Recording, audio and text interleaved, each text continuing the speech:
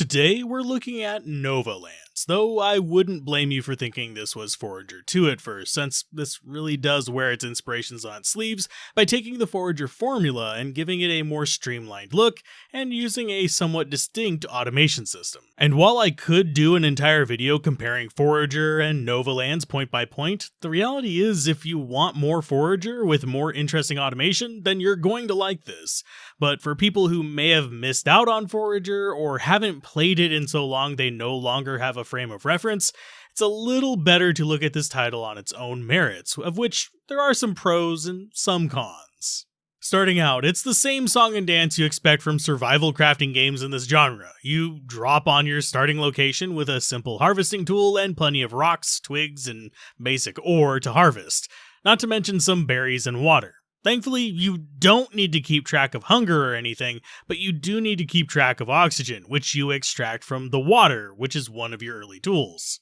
As you harvest these supplies and get building your extremely rudimentary starter buildings, you'll encounter the first familiar system: leveling. The tree is fairly simple and does the usual speedy first levels and slower later levels type deal, though it combines this with some multi-point required skills as well. So sure, you'll unlock some skills quickly, and I'd recommend beelining to the experience booster skill. Some of the later skills will take a bit more time just because they require 2 or even 3 points to get up and running. Sadly, none of the skills really stand out as extremely transformative, but rather just efficiency boosting. So while it does improve the quality of life while gathering the materials to proceed to the next step, I never really found them exceptionally thrilling, or felt like I was heading towards any specific theme, just making what I already had better or easier. By the time you get this up and running, you can probably see that your main island is going to get cramped fairly quickly, though we do get our first bit of automation fairly early: drones, and due to the buildings being designed properly and letting you squeeze between them, mobility thankfully never becomes an issue, even if cluttered,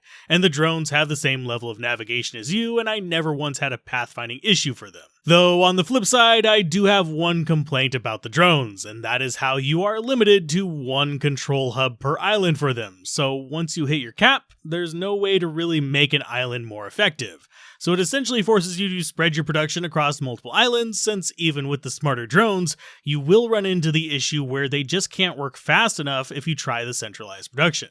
This means, at least in some cases, dealing with critters with varying levels of aggressiveness just to maintain automation on some of the more complex systems. For me, this means that on my first playthrough, I was kind of looking forward to doing a second run just so that I could plan out my supply chains better, since, as you can see in the background, my original island became a crazy cluster of nonsense, though having to deal with hostile spawns limits the usefulness of most islands other than your main one, since you need to use up some of your limited drone slots on that island to put defenders in place to keep your normal drones alive, so you don't have to babysit them until you get their upgrades. And I'm not sure if it was just my inefficient supply chains, but I also felt that the islands rarely generated enough resources, outside of the basic ones, to avoid the idle process stages that a lot of these games suffer from, where you're just sitting there waiting on stuff to finish, since you've ran out of productive things to do. I wouldn't say this game is the worst in regards to it, but it definitely felt choked at times, and could use more streamlining.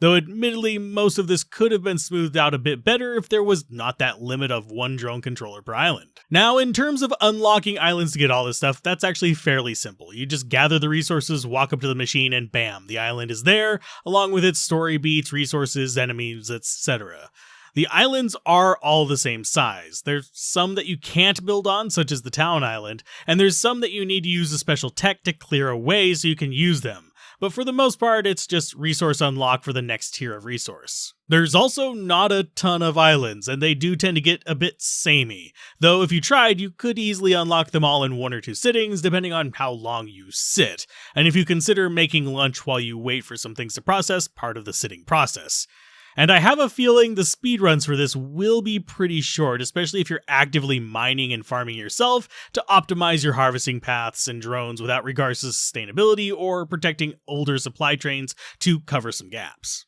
That said, as with other games in this genre, the resources do just repopulate randomly, and I oddly found that their respawn rate on the main island was weirdly too high, while the respawn rate on most of the other islands was weirdly too low. I almost never had to fight for space on the side islands, but in one case, I had to demolish a twig 3 times. 3 freaking times to build something on the main island, since it would respawn before I could even menu to the factory I was trying to build in its place. Now, for exploration on these islands and dealing with hostiles, you're not just limited to drones. You do get a gun that you can upgrade in the town island, which is also where you upgrade stuff like backpack size, movement speed, harvesting speed, etc., with resources that increment along the same path as unlocking the islands. So you likely will be keeping a steady path of these upgrades as well. The thing you need to watch out for though, and this is oddly true even on the town island, is your oxygen. I mentioned earlier that you used water to generate this, but until you unlock the research for it,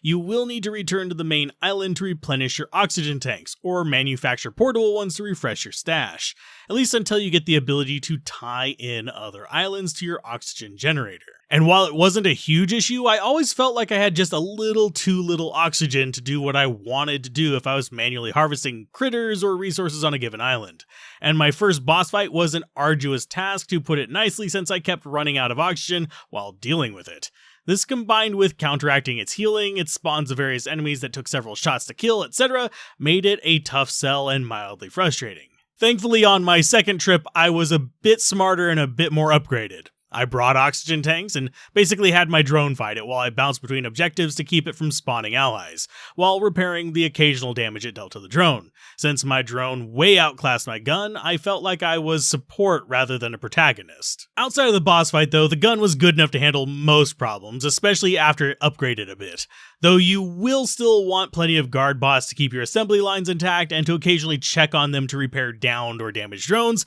since even with drones hunting, enemy spawns would randomly just be in a bad place and take out your workers. Thankfully, the drone AI is pretty good at just getting back to business after being revived, and for the most part the drone automation is straightforward, though I do wish I could prioritize the yellow bots on specific tasks, like rank them, or even just tell them to overstock production buildings, since they often would be fairly scattered about what they prioritize, and they'd always just bring a bare minimum to my production buildings or let buildings with storage in them clog up and stop producing rather than bring them to my dedicated storage areas. All in all, the TLDR is that the game is what you'd likely expect from a Forager clone, with the usual smattering of pros and cons, as well as experience gathering, a museum of items, basic enemies, and occasionally boss fights. There's nothing in the game that makes it bad, but there's also nothing in the game that makes it shine outside of just being a competently made title in a genre people enjoy, and I actually kind of liked it a bit more than Forager. You won't be disappointed if you like the genre, and if you don't like the genre, you probably won't like this game.